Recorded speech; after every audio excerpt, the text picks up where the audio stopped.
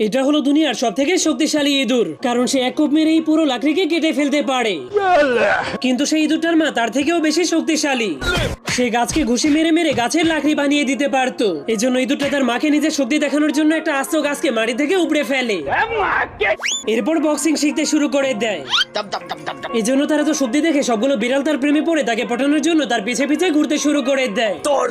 কিন্তু তখনই তার মা তাকে ঘরে ডাকতে শুরু করলে সে একটা বই নিয়ে তার মায়ের কাছে চলে যায়। এরপর তার মাকে বলে, আজকে আমি বক্সিং ফাইট করার জন্য শহরে যাব, এরপর সেখান থেকে তোমার জন্য ট্রফি জিতে আনবো। এরপর সে তার মাকে দেখায় কিভাবে ঢিসুম ঢিসুম করে বক্সিং করতে হয়। কিন্তু তার মা তার কান ধরে তাকে বলে, पढ़ाई लिखाई में ध्यान लगाओ, आईएएस बनो और देश को संभालो। এরপর সে তাকে ঘরের মধ্যে বন্দি করে দেয়। কিন্তু শালা রাতের অন্ধকারে জানলা দিয়ে বের হয়ে বক্সিং করার জন্য ঘর থেকে পালিয়ে যায়।